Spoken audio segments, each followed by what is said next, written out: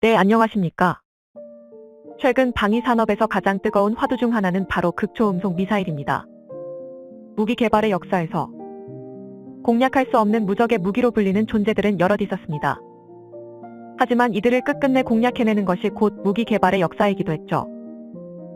그리고 현재 현존하는 무적의 무기로 불리며 아직까지도 완전한 공략이 나오지 않은 무기가 바로 극초음속 미사일인 것입니다.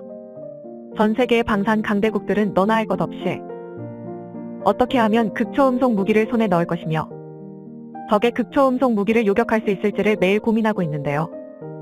러시아와 중국은 그 실체를 증명한 적은 없지만 극초음속 미사일을 보유하고 있다고 주장하고 있으며 미국의 경우는 극초음속 미사일의 실험에까지는 성공했으나 완성하지 못하고 한 차례 좌절한 상태입니다.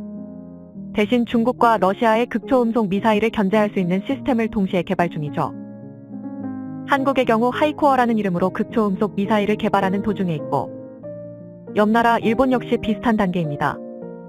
가까운 미래에는 동북아시아 사국인 한중 일러에 사실상 동북아 균형의 축으로 작용하고 있는 미국까지 극초음속 미사일이 없는 나라가 없어질 수도 있죠. 이렇게 되면 역시 공략법을 고민하지 않을 수 없습니다. 거기서 한 발 앞서 나간 것이 놀랍게도 한국이었는데요. 심지어 그게 무언가 엄청나게 대단한 기술이 들어간 것도 아니고 수년간 개발을 이어오던 전통적인 무기체계 중 하나였다고 합니다.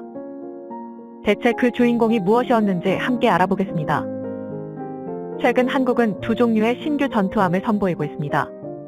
하나는 얼마 전 진수식을 거행한 미니 이지스 호위함인 충남함이고 다른 하나는 올해 세부 설계를 거쳐 본격적으로 건조를 시작하게 되는 한국형 구축함 KDDX입니다.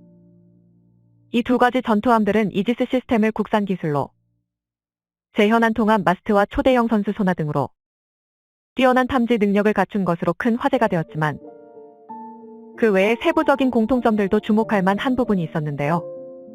그중 하나가 한국이 수년에 걸쳐 개발을 이어왔던 CIWS입니다.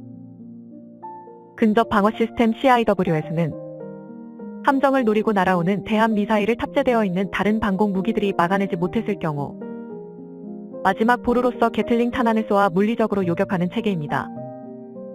이러한 개념은 한국이 개발에 들어가기 한참 전부터 존재했고 꿀렁스와 골키퍼 CIWS가 시장을 이미 양분하고 있었습니다.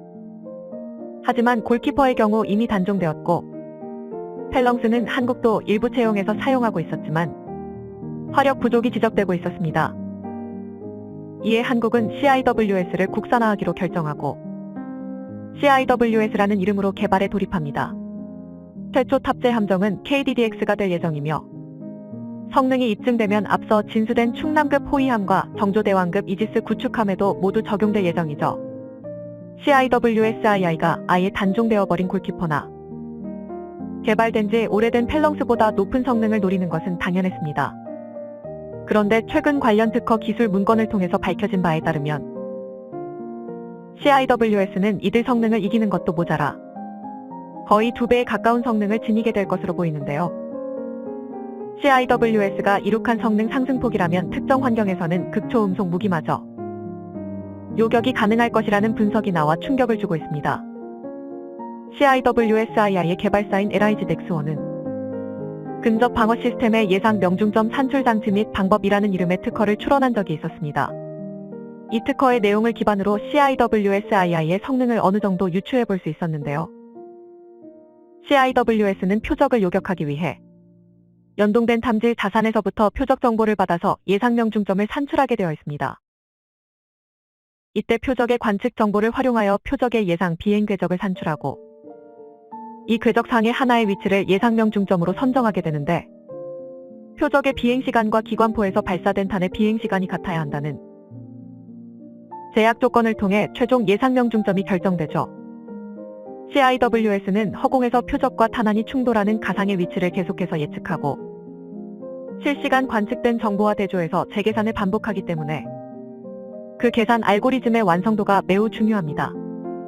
이 특허는 주로 이 계산 알고리즘의 완성도를 개선하는 내용을 담고 있습니다.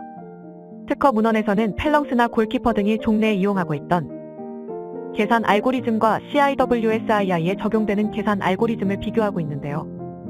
종래의 방법을 나타내는 표일은 표적의 속도가 마하 3을 넘어가면 알고리즘이 계산 결과를 수렴시키지 못함을 알 수 있고, 반복 계산 횟수를 일반적인 탄환 발사량 수준인 20회로 제한하면 마하 2에서 막힌다는 것을 알 수 있습니다.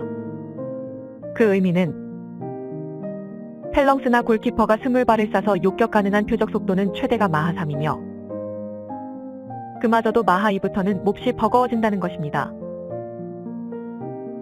반면 LIG 넥스1이 개선한 알고리즘을 적용했을 때의 결과를 볼 수 있는 것이 표이인데, 마하 4 이상의 표적에 대해서도 20회 미만의 반복 계산으로 계산 결과를 수렴시키고 있음을 확인할 수 있습니다. 즉 CIWS는 펠렁스나 골키퍼보다도 여유로운 탄환수로도 마하 4 이상의 속도로 날아오는 표적을 요격할 수 있다는 것입니다. 이는 LIG가 극초음속 영역의 표적을 격추할 수 있도록 성능을 설정했고, 그것을 어느 정도 성공시켰다는 것을 의미하는데요.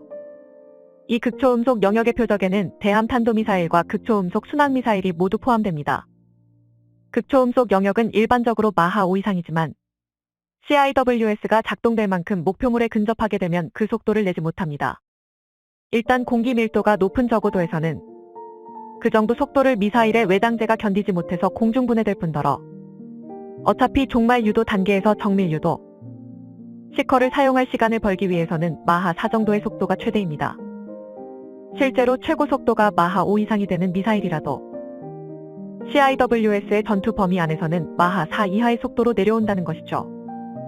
LIG 넥스1이 굳이 마하 4를 CIWSII의 요격 성능으로 설정한 것도 이런 이유가 있었던 것입니다. 극초음속 미사일이 무적으로 일컬어지던 이유는 탄도탄의 초점이 맞춰져 하늘을 보고 있는 방공 레이더를 저공 비행으로 피할 수 있는 점, 임의로 비행 궤적을 바꾸며 요격을 어렵게 하는 점도 있지만 무엇보다도 극도로 빠른 속도로 인해 제대로 된 반응을 허락하지 않는다는 점 때문이 가장 큽니다. 하지만 거기에도 허점은 있어서 목표물 타격 직전에는 최고 속도를 낼 수 없어 속도가 느려지는 점을 CIWS는 역으로 이용한 것이죠. 물론 느려져도 마하 4에 근접하는 만큼 기존의 CIWS 기술로는 이런 특성을 이용할 수 없었지만 한국은 성능 개선을 통해 마하 4에 대응할 수 있게 만들어버린 것인데요. 사실상 약점으로 취급되지 않던 극초음속 미사일의 특성을 한국이 처음으로 파고들어 공략해낸 데에 그 의의가 있다고 말할 수 있습니다. 특히 기존에는 극초음속 미사일이 CIWS의 완벽한 공략법으로 여겨지고 있었고, 그 때문에 CIWS 무용론까지 나왔었다는 점을 떠올려보면 그런 고정관념을 탈피한 한국의 능력이 새삼 대단해 보입니다. 그 덕에 CIWS 무용론으로 대부분 방산 업체들이 개발 및 생산을 포기한 상황에서 등장하는 한국의 CIWS는 시장에서 상당한 존재감을 드러내게 될 것으로 여겨집니다. 당장 시장을 양분하던 골키퍼가 단종되자 사실상 서방 CIWS 시장을 독점하게 된 레이시온. 사는 아니나 다를까까 펠렁스의 가격을 2배나 올렸었는데요. 펠렁스가 골키퍼보다 성능이 떨어지는 주제에 가격마저 비싸진 것이 한국이 CIWS를 자체 개발하기로 결심한 계기였음을 생각하면 매우 통쾌한 상황입니다. 당시 골키퍼의 정비 기술을 보유하고 있어 전력 공백 최소화와 즉각적인 군수 지원을 기대할 수 있었던 LIG 넥스1이 그 사업권을 따갔고 3,200억 원을 투입해 2030년까지 배치하는 것을 목표로 개발에 매진하고 있습니다. 김지찬 LIG 넥스1 대표이사는 CIWSII의 표적이 될 함대함 유도무기는 물론 대함 유도탄 방어 유도탄 해공 등 해군이 운용 중인 다수의 첨단 무기체계의 개발에 참여한 바 있다며 스마트 해군의 최종 방패가 될 CIWSII의 성공적 개발을 위해 그간 축적한 경험과 역량을 총집결하겠다고 말했습니다. LIG 넥스1이 개발하는 CIWS는 앞서 언급한 최첨단 알고리즘 외에도 최신의 무기인 만큼 첨단 방산 기술을 집약해 화력과 성능을 겸비할 예정입니다. 골키퍼의 강력한 화력의 원천이었던 GAU-8 어벤저 30mm 7연장 게틀링 중기관포를 탑재하고 기존 기계식 회전 레이더를 월등하게 뛰어넘는 성능의 AESA 레이더를 전후좌우와 상부 총 5면에 달아 공백 없는 전방위 탐지를 하면서도 골키퍼 대비 무려 1000배나 빠른 속도로 표적을 획득합니다. 이를 통해 다수 추적과 다수 탐지를 동시에 수행해 기존 기관총형 CIWS가 동시다발적으로 쇄도하는 표적에 대한 대응이 힘들었던 단점도 해결했습니다. 물론 전자전으로 인한 레이더 마비에 대비하기 위해 열화상 카메라, 광학 카메라, 레이저 거리 조준기를 탑재해 광학 조준으로도 표적을 탐지할 수 있죠. 탄환 하나하나의 화력 자체도 개선됐습니다. 풍산이 CIWS 전용 탄약을 국산화에 성공한 것입니다. 관계자에 따르면 이번에 개발한 CIWS용 탄환은 현재 한국이 펠렁스로 사용하고 있는 미국 잼 244m형 철갑탄보다 기술적으로 한 단계 높은 성능을 가진다고 하는데요. 244m형 탄이 알루미늄 이탈피 내부에 텅스텐 관통자를 삽입한 형태인 반면 풍산이 개발한 탄환은 보다 경량화된 복합재 이탈피에다 미사일 파괴용 파편 관통자 FMPDS를 삽입하고 있기 때문입니다. 그 덕분에 244m형 철갑탄이 그냥 관통만 하는 것과 비교해 FMPDS 관통자는 장갑 관통과 동시에 조개지면서 세열 파편을 발생시킵니다. 그리고 세열 파편은 표적을 파괴함은 물론 화재를 일으키는 소위 효과까지 일으킵니다. 탄환 하나하나의 저지력을 크게 끌어올린 것입니다. 결과적으로 CIWS는 임무 영역 14km 안으로 들어오는 모든 초음속 대함미사일, 시스키밍 아음속 대함미사일, 드론, 고속정, 전투기, 헬기에 이제는 극초음속 대함 미사일 기가지 모조리 초당 70발의 30mm 포탄을 날려서 갈아버릴 수가 있게 됩니다. 그러면서도 스텔스 설계가까지 적용해 피탄 면적을 최대한 줄여 탐지 거부를 통한 공격의 원천 봉쇄 전략에도 일조하고 있습니다.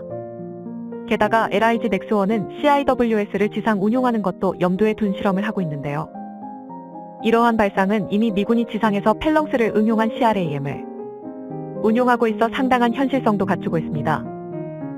그 CRAM이 탄도탄을 요격한 전적이 있기도 하고 이번에 극초음속 미사일에 대한 대응 능력까지 갖췄음이 밝혀지면서 지상 방공 무기로서의 입지도 상당할 것으로 여겨지고 있습니다. 한국은 이미 CIWS를 수출할 계획까지 갖고 있는데요. 2027년까지 개발을 완료하고 충남함, KDDX에 더불어 해양정보함 등에도 탑재해서 성능을 검증한 뒤에는 수출에도 나설 예정이라고 합니다. 이렇듯 CIWS의 화력과 성능이 레이시온의 펠렁스보다 훨씬 뛰어난 만큼 만약 이 같은 계획이 잘 실현되면 단종된 골키퍼의 유지 보수가 곤란한 나라나 가격을 올리기 시작한 펠렁스를 도입 혹은 대체하려는 나라를 대상으로 유리한 입지에서 방산 거래를 따낼 수 있을 것으로 기대됩니다. 한국 방산 기술의 우수성은 이미 세계적으로 정평이 난 상황이지만 한국은 이렇듯 계속해서 강력하고 우수한 무기를 만들어내며 전 세계의 시장을 휘어잡고 있습니다. 앞으로도 한국이 이러한 압도적인 기술력으로 그 이름을 드높일 수 있기를 기원합니다. 시청해주셔서 감사합니다. 영상이 도움이 되셨다면 구독과 좋아요 부탁드리며 다음에 더 유익한 영상으로 찾아뵙도록 하겠습니다.